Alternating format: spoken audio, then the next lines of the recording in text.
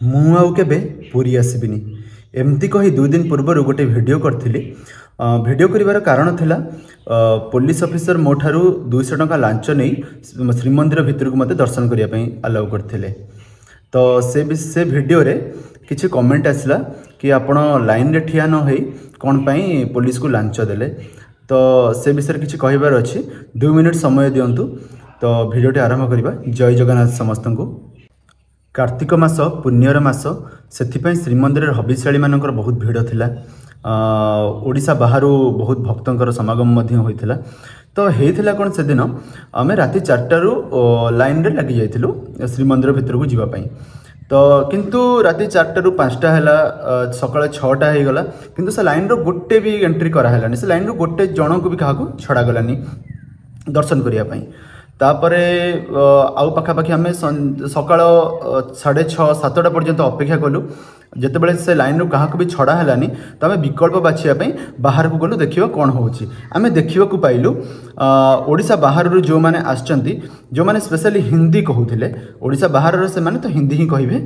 तो सेमानक पाखरु 2000-3000 एमती जणेका लांच नहीं कि स्पेशली नन्ना माने निज परिवार सदस्य कहीकि श्रीमंदिर भितर को प्रवेश करने को दौले। तो आम से नन्ना को पचारू नन्ना कहले तुम ओडिशार तो आमको 1000-2000 टंका दियो। पूर्वर मु बहुत थर आसी पुरी। तो मो इच्छा था कि मुझे कष्ट करके श्रीजीव को दर्शन करी। आ से दिन मोर घर को फेरबार काम भी थिला जल्दी रिटर्न करिवार थिला। तो मु नन्ना पाखु दूरे गली साइड रे बाकी सिंहद्वार पाखे पुलिस ऑफिसर थे भी रिक्वेस्ट कली से छाड़े कि बाकी से सीसीटीवी कैमेरा लगी था सिंहद्वार सामने। बाकी 4टा द्वार आम बुलिलु विकल्प बाछियापी। तो गोटे साइड रे पुलिस वाला थे से पुलिस वाला रिक्वेस्ट कलु कि सार आमर काम अच्छी आमको अलाउ करूँ। तो से मैंने आमको मना करदे। किछि समय पर से गोटे लोकटे आसला से आमको कहला कि 200 टंका दिंतु आम एंट्री करदेबू मंदिर भितर को। आम 2 जन थी 200 कर 400 टंका आमठू नेले। तो आमको तापर मंदिर भितर को एंट्री कराइले। बस मंदिर भितर को एंट्री कराइले किछि वीआईपी दर्शन नथिला। मंदिर भितर को एंट्री करने से एतिक टंका आमठू नहीं 400 टंका। तापर जितेबाला आम लाइन रे थिलु आम पाखे हरियाणा रू आसथिबा 2 जन भाई थे से माने जो आम मंदिर भितर गलु आमर किसी समय पर से आसते गोटे पुलिस वाला आसला बस एंट्री करने आसला वीआईपी दर्शन नाला सेटा नहीं 5000 टंका। आम कथा जानिलु आम पाखे फोन नाला कहीं श्रीमंदिर भितर को फोन अलाउ नहीं। जदि फोन था मुझे निहाती प्रमाण भिडियोटे करता। बस मु गोटे कथा बुझीपारुनी श्रीजीव महाप्रभु जगन्नाथ सामने वीआईपी किए कौन पाई ये वीआईपी दर्शन होउछि आउ जो पुलिस माने अछंती से माने कौन पाई लांच नउछंती। तो मोर काम थिला से दिन मते घर को फेरिबार थिला जगह दर्शन करिबार भी थिला।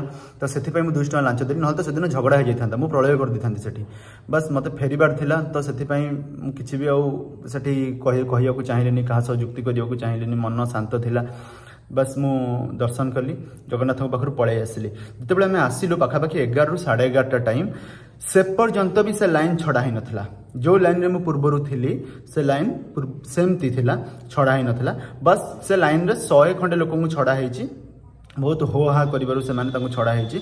एमती ही किछि होउची राति 4टा रु ठिया हैला लोक दिन 11टा 11:30 बाज जाउची 7 घंटा 8 घंटा छिड़ा होचंती ता पर भी से माने को दर्शन करा जाई पारु नै।